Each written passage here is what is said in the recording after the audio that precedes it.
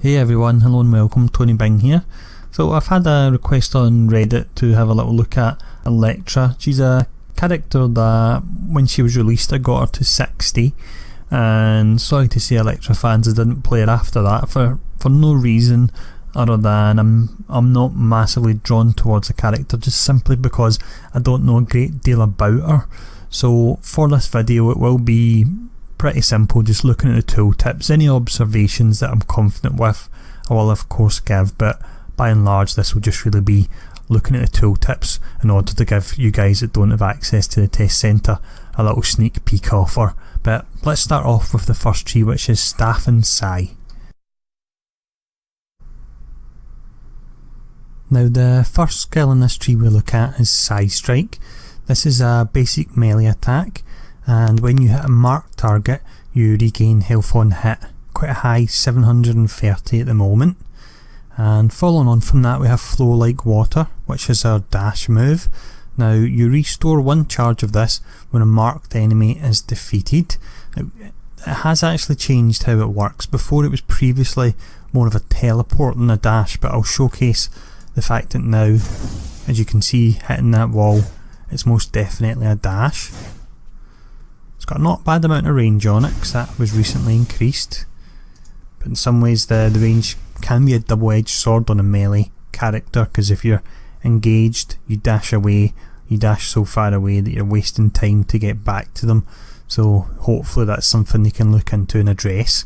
But the next skill we have is Marked for Death, and with this you mark an elite or boss enemy, enabling various bonus effects on your powers, and you can mark up to 5 enemies at one time and they take 25% extra damage from you. Next up we have Blossom of Death, which is a melee movement bleeding attack, and this has a 6-second duration normally, 12-second duration against marked enemies.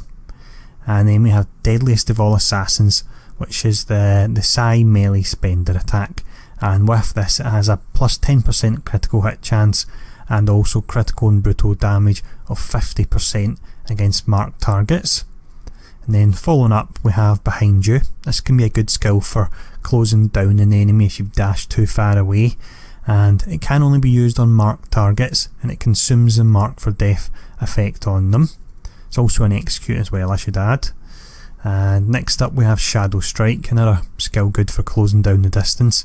Disappear before your enemy's eyes and fall from the sky, raining down on them with your size, and it's also a stun there. And then we have, not sure how to say this one, Sansetsuken, I think that's right actually, Sansetsuken Strike, which is another melee spender attack. This one has a bonus of attack speed if the enemy is marked. And then finally we have Not Even the Stars, and this will mark bosses and elites when you hit them, and it also gives you invulnerability. So let's now look at the next tree, which is Ninja Weaponry. And the first skill we'll look at in this tree is Slip Into the Shadows. This is your invisibility skill, and with it you gain a bonus 50% base damage to enemies not targeting you, as well as critical hit damage, brutal strike damage, and also damage resistance.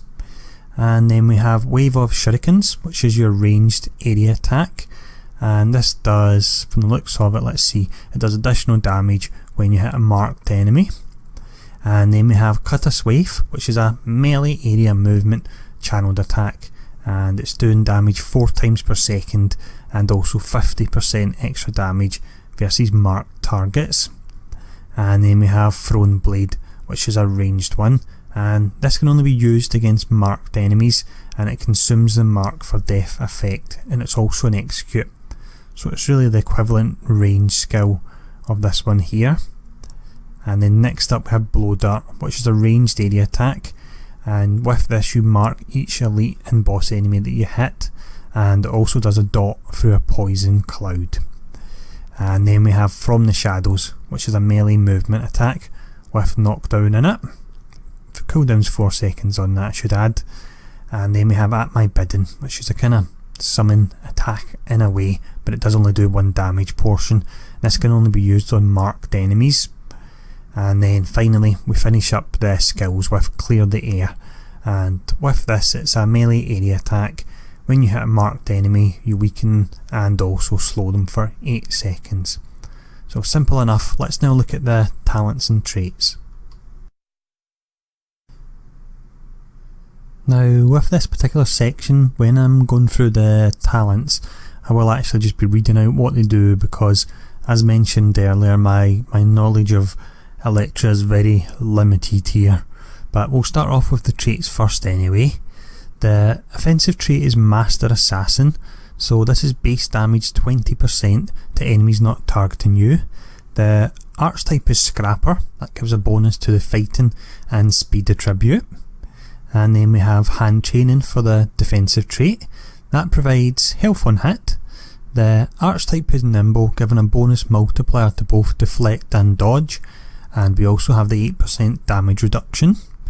Now for the talents, the first one we look at is Marked from the Shadows. So apply a mark to enemy and later boss enemy you hit when in stealth or while invisible. And then we have Shadow Dance. Slip into the shadows, fully restores stamina and is automatically applied without triggering a cooldown when you use Not Even the Stars. That's your signature skill there. And with this, Slip into the Shadows applies Quickened to all allies, and the cooldown comes down by 5 seconds for the signature, and we have the Quickened as well there. And then next up we have Quiet Takedown. So behind you, Blow Dart and Thrown Blade do not break stealth. That could potentially be interesting. And then talent line number 2 we have Flying Death. So Wave of Shurikens damage goes up by 100%. They gain 2 charges, but they now gain a 4-second cooldown, and they also get critical and brutal damage, and also so does Blow Dart. And then we have Whirling Death. So Cut a Swathe increases dodge chance by 35%, but has a maximum channel time. At the moment it's 4.3 seconds for me. The damage goes up, the cooldown goes up, the critical brutal damage go up, and then Clear the Air gains critical brutal damage, and also Clear the Air reduces the cooldown of Cut a Swathe by 1 second per hit. And then finally, a long tooltip this one, finally From the Shadows gains 50% critical brutal damage. And in this line next we have Crushing Death. So Blossom of Death damage 50%, it gains 2 max charges, 4-second cooldown, and also it gains critical and brutal damage. And then Sansetsuken Strike gains 50% critical and brutal damage as well there. Now for talent line number 3 we have Spare None. So Mark for Death causes enemies to take an additional 5% from Elektra. Behind you and Thrown Blade mark all nearby elite or boss enemies, and Mark for Death gains a 7-second cooldown and it loses 4 charges. So if we activate that, we can see we can now only actually, well, we only have 1 charge there to mark an enemy. That's interesting. I'm not too sure myself in what situations or builds you would use that, but I imagine it's quite, it could carve out a definite potential build there for players. But next up in this particular line we have Silent Scream. So From the Shadows transforms into Silent Scream, and we can see that there. Now with this, Silent Scream is a ranged mental attack that's for your hybrid players, and it stuns enemies and applies Marked. And then we have Fallen Leaf Strike. So From the Shadows and Shadow Strike apply Mark to all enemies hit. From the Shadows and Shadow Strike gain a critical hit chance of 10%. And then talent line number 4 we have Unseen Demise. Behind you and Thrown Blade always deliver a critical hit if used from stealth. And Flow Like Water, which is the dash, that gains an additional 1.5 second stealth duration. And then we have Relentless Assassin. When you defeat a marked enemy, the cooldowns of all powers except Not Even the Stars, which is your signature, are refreshed. And then it's Arcs of Crimson. So Clear the Air's second hit delivers a guaranteed critical hit, and its third hit delivers a guaranteed brutal strike. And reduce the cooldown of Clear the Air by 1 second whenever you hit with Cut a Swathe. Now, final line we have, it's Silent Command.